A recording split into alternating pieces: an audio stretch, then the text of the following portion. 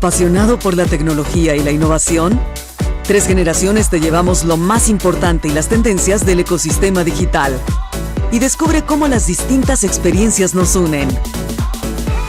XYZ, donde la generación sí importa. Muy bienvenidos a XYZ. Estamos nuevamente gustosísimos, con el gusto en su auge, porque en este 2025 hay muchas cosas de qué hablar y sobre todo en el tema de las tecnologías que están definiendo nuestro ecosistema digital y nuestra vida día a día, y no se diga en el campo de la investigación. Por ello, hoy te invitamos a saber más y a conocer más sobre el tema de la inteligencia artificial y todo lo que hace el Centro de Investigación en Computación del Instituto Politécnico Nacional. Y nada más y nada menos que tengo a mi derecha a nuestro querido Humberto Sosa, que es un doctor, por supuesto. El doctor Humberto Sosa es el director del Centro de Investigación en Computación del Instituto Politécnico Nacional. Doctor, felicidades por este cargo, que estás estrenando, ¿no?, en este año. Sí, no exactamente este año, a partir del año pasado en octubre. Bueno, casi. Casi. Cuando comenzó la nueva administración, estrenar.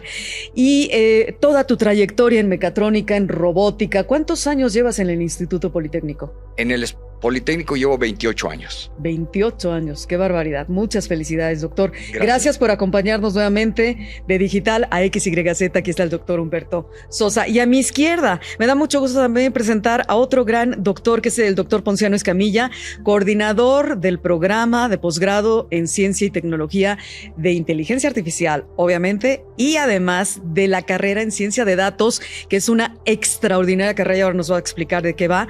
Por supuesto, también del IPN, del Instituto Politécnico Nacional. Doctor Ponciano, es la primera vez que interactuamos. Muchas gracias por venir. Sí, pues gracias por la invitación y mucho gusto de estar aquí. Gracias, doctor. A ver, doctores, cuéntenme, Humberto, ¿qué es lo que hace el Centro de Investigación en Cómputo?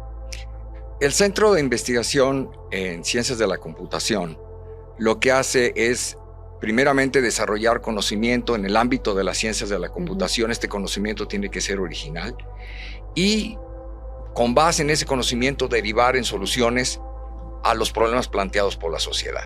¿Cómo cuáles problemas? Danos ejemplo de unos 4 o 3. Pues podemos decir que es en cualquier ámbito, en el ámbito educativo, en el ámbito de la salud, en el ámbito de la movilidad, en el ámbito de medio ambiente, de manejo energético y demás. Pero voy a mencionar uno, al menos, que estamos nosotros desarrollando ahí en el centro. Se trata de hacer un sistema de monitoreo dirigido a las personas mayores, en donde se midan 3 cosas. Número 1, las acciones de esta persona. Por ejemplo, nos interesa saber cuándo esta persona se cae. Entonces el sistema monitorea las acciones de la persona y cuando ésta se cae, se lanza automáticamente una alarma a un teléfono celular. O sea, las actividades de personas mayores para su seguridad y su resguardo. Así es. El segundo sería un sistema que permite recordarle a esa persona cuándo y qué medicamentos tomar. Ok. Y el tercero... ¿Y eso cómo sería? ¿A través de una app?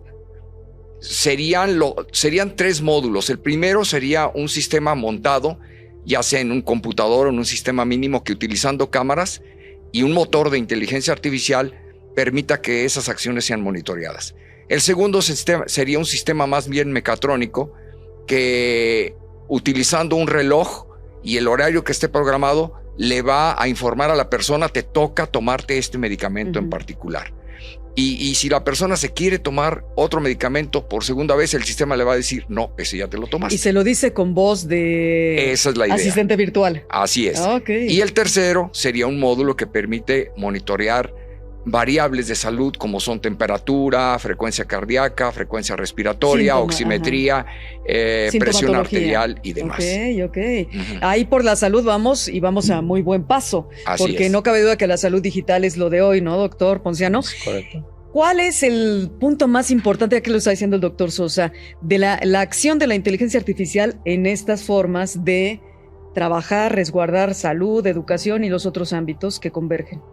Bueno, la inteligencia artificial podríamos decir que va a servir como un asistente inteligente que nosotros podemos programar para realizar ciertas tareas que requieren cierta inteligencia, como lo haría una persona, un humano. Sin embargo, lo que vamos a tener pues, son máquinas, dispositivos, sistemas que realizan esas tareas y que nos auxilian pues hacer nuestra vida más fácil, ¿no? Por ejemplo, esos temas de salud. Incluso ahora tenemos un proyecto, por ejemplo, para lo que son los estudiantes, monitorear el estrés y la ansiedad en estudiantes, que eso puede ser utilizando, por ejemplo, pulseras que recolectan cierta información de las personas. Que de alguna forma toman tus biométricos, ¿no? Y van ahí. Ahora, eso es interesantísimo porque no cabe duda que el índice de suicidios es muy alto en cualquier país. Así es. Y más en estas épocas donde hay muchas presiones, ¿no? Incluso la misma tecnología hace que los chicos en redes sociales se estresen más. O hay retos, ¿no? Que los llevan a cometer tontería y media, que los llevan incluso a poner en riesgo la vida. En este sentido, para no estar tan estresados, pues tenemos estas facilidades que ayudan a que se evite. ¿Es así? Bueno, al menos pueden servir como alarmas, en donde dice el nivel de estrés, el nivel de ansiedad en una persona está en esto, y entonces incluso la persona poder advertir que va a caer en un estado depresivo o aún más. Entonces no sirven para evitar, sino más bien sirven para prevenir. Claro, para prevención. Claro. De alguna forma también eso, bueno, si son menores de edad, también los padres están ahí siguiendo el tema, ¿no? Es un poco más bien de alerta temprana, atención temprana, en base a los patrones de comportamiento o del monitoreando las mediciones que se toman de los sensores, pues tratar de predecir, bueno, esta persona está más estresada que la semana anterior, necesita atención, entonces pues se le pueden hacer recomendaciones, ¿no? Bueno, una atención ya sea de los padres o de algún especialista. Y ya el adulto per se médico. También ponerse, ¿no? Es correcto. Ahora sí que tomar las decisiones y ser la persona que está tomando totalmente la responsabilidad de su vida y su salud. Doctor Ponciano, aquí la ciencia de datos es muy importante. Es correcto. ¿De qué manera converge con la inteligencia artificial? Lo que pasa es que, por ejemplo, para poder entrenar una red neuronal, necesitamos datos con los que se va a entrenar, por ejemplo, esos datos de los que proveen los sensores. Entonces, aquí es donde la importancia de la ciencia de datos, que por ejemplo, estos datos pueden ser de múltiples tipos. ¿Cómo cuáles? A ver, danos ejemplos. Por ejemplo, datos para numéricos, los que ¿no? Por ejemplo, datos numéricos, ¿no? Un número, okay. Categóricos. Por ejemplo, una calificación de está contento, está triste. Entonces eso no se representa como un número. Estamos hablando de cuestiones emocionales. Letras. Sí, por ejemplo, en muchos ámbitos, ¿no? O un servicio se puede calificar como eficiente, no eficiente, mediano, no sé. Entonces existen datos que son imágenes.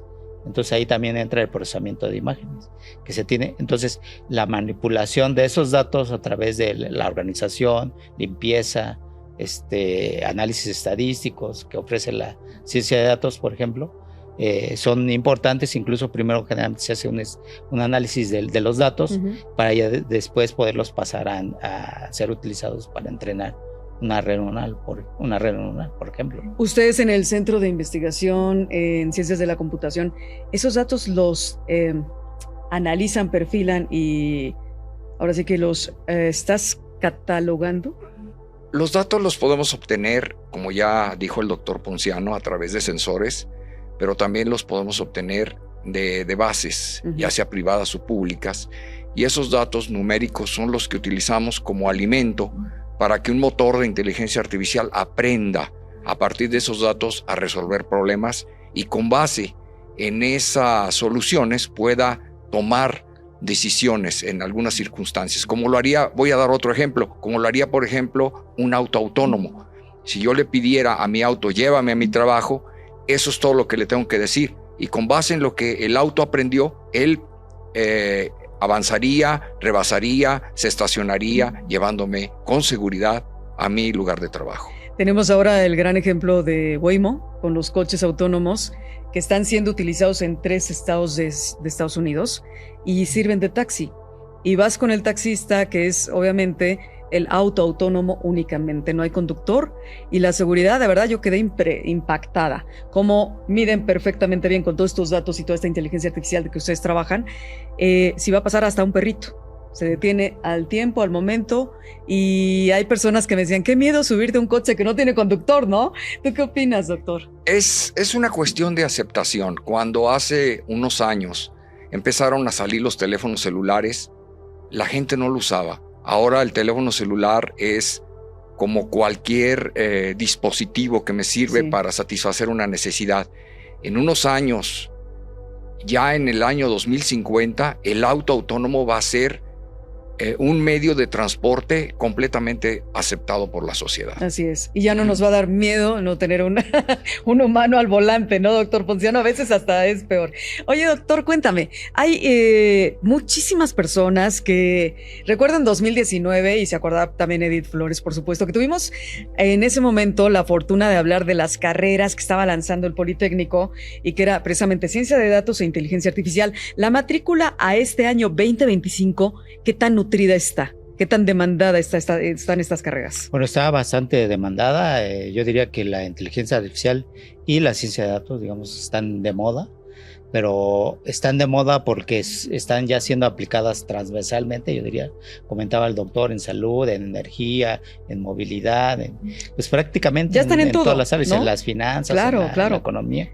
Por ejemplo, para hacer predicciones de cómo va a estar el dólar mañana, pasado, etcétera. Entonces, ahí se puede aplicar la inteligencia artificial. Ojo, para que todos los que nos están escuchando, centennials, sobre todo, generación Y, no piensen que la inteligencia artificial es solamente para que les hagan una canción o les hagan el artículo o la tarea, ¿eh? No nada más es el chat GPT o GPT. Además de, ¿no? Además de, pero la inteligencia artificial es mucho más que eso y viene, lo hemos hablado varias veces, viene desde los años 50, ¿no? El siglo XX. De hecho, digamos que los inicios de la inteligencia artificial empiezan en los 30s. Desde 1930. Sí, con los trabajos de Alan Turing. Claro. Y después con los trabajos que se hicieron por Maculo Pitts en redes neuronales. Pero es en los 50s cuando en Dartmouth, en una ciudad, en un congreso que se hace, que se hizo en esa ciudad, estaban personalidades como John McCarthy, personalidades como Marvin Minsky, y ahí ellos acuñan en el 56 el término y lo llaman ya artificial. Tal cual. Artificial y es el término que se viene usando hasta el día de hoy. Es increíble. El bloque se nos ha terminado, pero vamos a regresar porque vas a saber más sobre cómo poder entrar al Centro de Investigación en Ciencias de la Computación. Estás en XYZ con el doctor Humberto Sosa y el doctor Ponciano Escamilla, así es que no te vayas. Estamos en XYZ, en Informativo MXN, donde sabes que la información es amena, divertida y sobre todo para que sea beneficio de tu día a día. Eso no cabe duda. La inteligencia artificial, la data, ¿no? El data analytics, todo ya está aquí en tu dispositivo, en tu celular, como decías, ¿no, doctor Humberto? Así es.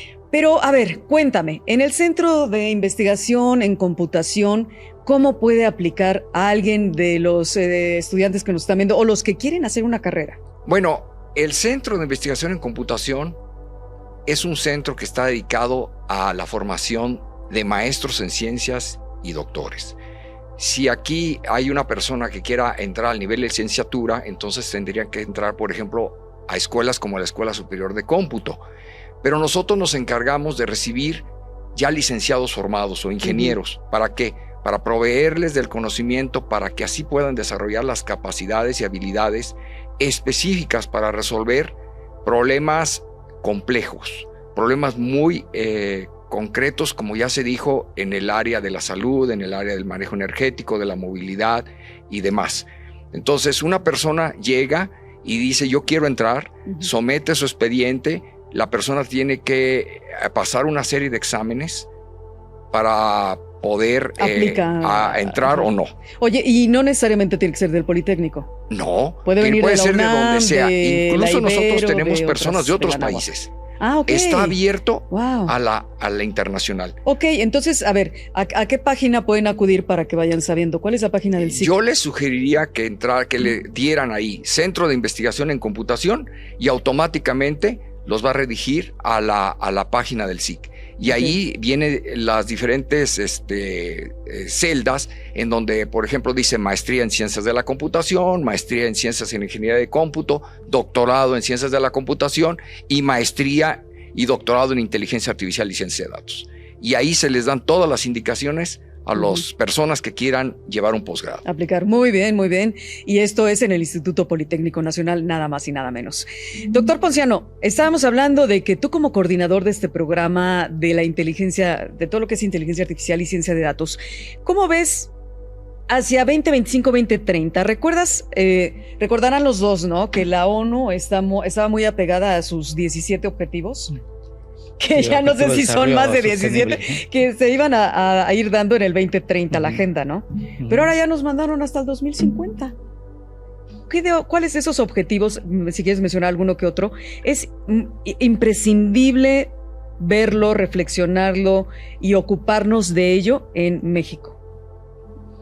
Bueno, son distintos objetivos. Uno de ellos no me lo sé todos. No, los que tú piensas que son los más importantes. Por ejemplo, en salud es uno de ellos, en energía, que ahora con todo esto... De la sostenibilidad, de la sostenibilidad, del cambio climático, por ejemplo, el medio ambiente es otro de ellos. Y entonces ellos, de hecho, la inteligencia artificial va a jugar un rol. Por eso pues se hace la invitación. Están estos nuevos programas de posgrado, que es maestría y doctorado en ciencia y tecnología de inteligencia artificial y ciencia de datos, que están orientados a la formación de científicos, pero orientados al desarrollo de tecnología, que es lo que se conoce como tecnólogos, ¿no? Entonces, estos posgrados están más diseñados para tratar de resolver con IA y CD, inteligencia artificial y ciencia de datos, esos grandes problemas en salud, en energía, en medio ambiente. Ya todas las áreas permean. Pero a ver, para aquellos que nos están escuchando y viendo, dirán, y después de haberme capacitado y dotado de toda esta sapiencia con mi maestría o mi doctorado, ¿dónde tengo cabida en mi área laboral? ¿Hacia dónde se dirigirían para trabajar? Hay muchas áreas de oportunidad. Una de ellas, por supuesto, siempre es la académica. Yo me puedo insertar en alguna institución pública o privada de educación. También me puedo insertar en el sector productivo, por ejemplo, en el gobierno, o trabajar en una empresa privada, o incluso ir más allá, poner mi propia empresa. Claro. Utilizando el conocimiento y las habilidades que desarrollé, puedo, tomando como base una idea, como lo han hecho los grandes personalidades como Elon Musk, como Bill Gates, ¿verdad? A partir de una idea muy simple deriva ser tu propio emprendedor, tu propio patrón. E innovador. Así es. Y eso es lo que necesita muchísimo este país, México, ¿no? Que tengamos personas con el conocimiento bien cimentado, bien fundamentado, y que por supuesto ahora sí que no es aventurarte, es simple y sencillamente tratar de ayudar y apoyar a otros, y sobre todo hacer que México crezca en muchas de estas áreas y se fortalezca. ¿Cuál es el reto más grande que tendríamos que pensar los de a pie que se está trabajando en ello, en estas dos áreas? Yo creo que el reto más importante, al menos en nuestro país, es el financiero. Para desarrollar tecnología de alto nivel se necesita mucho apoyo económico, se necesita tener acceso a grandes equipos de cómputo, se necesita tener grandes grupos de investigación que me permitan desarrollar nuevas teorías, que den pie a nuevas tecnologías. ¿Quiénes son los que en este momento están desarrollando esas nuevas tecnologías? Pues son las empresas como Google, Amazon, Facebook y demás, ¿no? Sí. Ellos tienen son las big techs, pero no necesariamente hay que quedarnos ahí con ellos, porque además ni siquiera están afincadas en... Sí, obviamente dan trabajo a nivel mundial, pero no son 100% mexicanas. No, para nada. Eso no quiere decir que no se puedan desarrollar pymes aquí en el país, que poco a poco vayan avanzando y vayan adquiriendo el conocimiento y el apoyo económico para desarrollar esas grandes empresas. Nos falta ese financiamiento, ¿no? Ese apoyo económico, que puede venir del extranjero, más el que está dando el propio gobierno. Puede venir del país, puede venir de los empresarios, o puede venir de otros países. O sea, no estamos limitados. Ahora, hablando de otros países, los egresados del SIC y de estas dos grandes materias, o más bien carreras o profesiones, corrígeme, ¿no? Son profesiones, la inteligencia artificial y la ciencia de datos, estas dos grandes profesiones, también se van a otros países, ¿no? Sí, bueno. Egresados de México. Sí, de hecho, muchos de los estudiantes que terminan, por ejemplo, hacen un postdoc o incluso pueden hacer estancias cuando están estudiando la maestría y el doctorado en el extranjero. y pues se pueden ir a Estados Unidos. Se van al MIT, ¿no? Se van hay estudiantes Exactamente. que fueron estudiantes y a lo mejor ya están allá trabajando. Se van al Reino Unido. O perfeccionan su conocimiento y regresan a México también. Bueno, idealmente, digamos, lo que el país requeriría pues es que perfeccionen su conocimiento y regresen. Y vuelvan. Pero también yo creo que el estudiante, o ya una vez que egresó, pues es libre de escoger su camino. Y si lo desea, pues puede, yo creo que se les prepara para hacer un buen papel a donde quiera que vaya. ¿A qué país van más? Porque de ahí te interrumpí. Dices que también yo creo que van a Estados Unidos ¿Reino Unido? Mucho, van también al Reino Unido, hay programas, a España tal vez por el idioma. Yo sé que el Politécnico tiene un alto nivel y en estudiantes que no sé qué área están estudiando, pero el nivel de matemáticas es muy alto. Y vienen de Estados Unidos a buscar a estos estudiantes para que ingresen a sus universidades. Para que ingresen a sus universidades, pero también para que se vayan a trabajar en las empresas extranjeras, donde pues hay una diferencia salarial muy importante. Si bien un ingeniero, por ejemplo, en inteligencia artificial, en México puede tener un salario que oscila entre 70 y 80 mil pesos al mes, en Estados Unidos podría tener un salario que oscila entre 140 y $1.300.000 al año. Hay que dividirlo entre 12 y eso nos daría el rango amplio de posibilidades, ¿no? Pero el nivel de matemáticas en el IPN es altísimo, ¿no? Es bastante alto, sobre todo en las carreras ligadas a la ingeniería. ¿Cómo estamos en mecatrónica y robótica, mi querido Humberto? Tú que eres pionero en todo esto. Yo creo que bastante bien como para poder generar conocimiento nuevo. Sin embargo, que si yo quiero, por ejemplo, hacer un prototipo de un robot humanoide que en este momento me esté sirviendo el café, esté trapeando y esté barriendo, pues se necesitan mucho apoyo para poder producir ese tipo de máquinas que en un momento dado nos van a estar sirviendo y nos van a estar haciendo la vida más fácil.